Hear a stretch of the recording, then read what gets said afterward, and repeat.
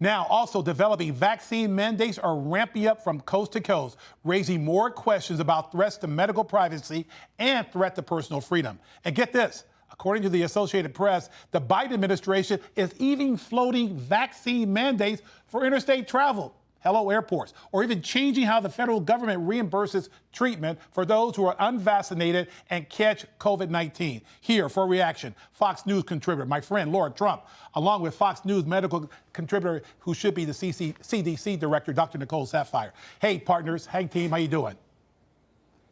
Lara, let me go to you Leo, first. thanks for having us.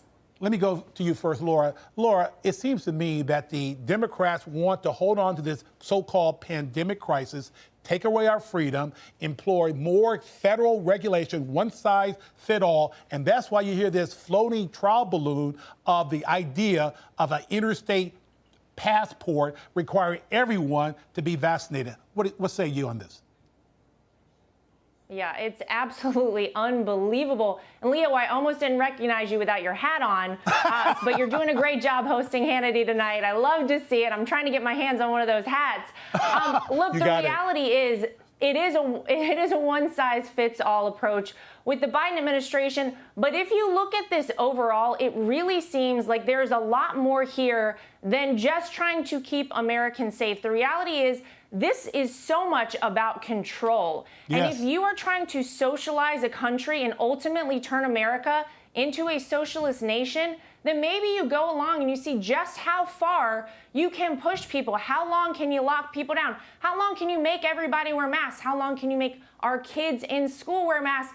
Gosh, are we gonna have to have a vaccine passport to drive on the interstates? It is ludicrous that anyone is suggesting this, especially whenever we have a fully open southern border with over 200,000 apprehensions we know of last month alone, with COVID positive people flowing over our southern border, going throughout the country, yet the American people are being punished. Gosh, it seems like if you wanted to get away with anything, quite frankly, just come over the southern border and you got a free pass. Absolutely. Dr. Nicole, tell me, what the one size fits all doesn't work for me as a lawyer.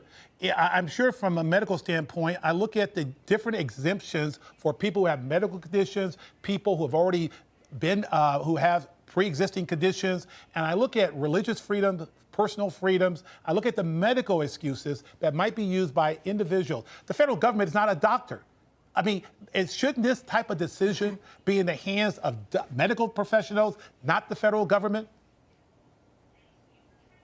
Well, Leo, as you say, it's not black and white. And to Laura's point, when did the United States become such a hegemon that we not only do we dominate the global supply of vaccines and we're not giving it to countries to help people so that we can lessen the transmission globally, but as you start talking about these vaccine mandates, first of all, yes, it should always be a conversation between a physician and their patient.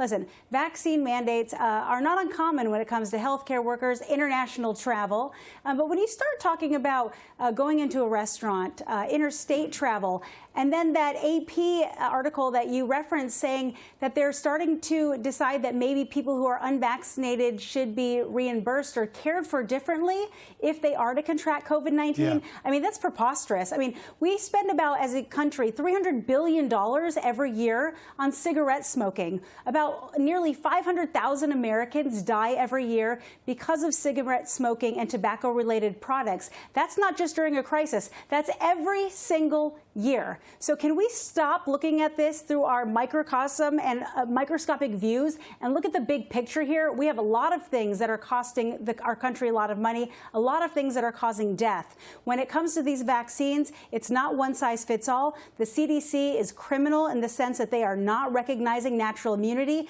You have many other countries at this point who recognize natural immunity is not only maybe as effective as the vaccines, but maybe even better if you look at the Israeli data. And on top of that, outside of the United States, you don't have young children being masked in schools because there's no data showing that the benefit of that actually outweighs the harm that it potentially could do to these young people. The United States actually has to start following the science, and they need to get away from their narrative in this myopic push to just vaccinate everyone. We have to think of people as individuals. It's not necessarily always about the collective. I agree with you 100%. Laura, let me go to you because I find the political gamesmanship by the Democrats offensive. And I'm talking about how the White House has been going after Florida Governor DeSantis in Florida. I find it offensive they're going after him. It's pure politics.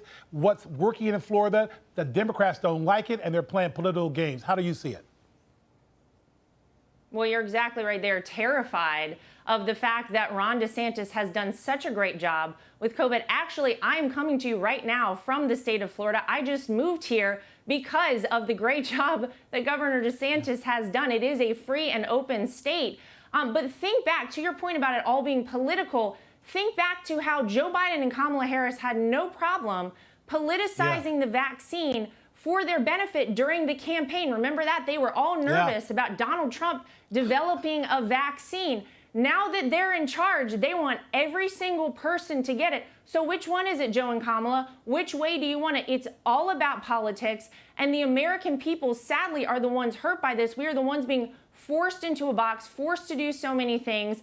But they know that their approach isn't working. Americans are fed up with it. And look around the world, in the UK, in France, in Australia. Thousands of people pushing back on mandates, on lockdowns, on all of it. It's going to come for Joe and Kamala after a while. I got a Leo 2.0 hat for Laura Trump and Dr. Nicole Saphier. I want to thank both of you for being on Hannity tonight. I'll see you again.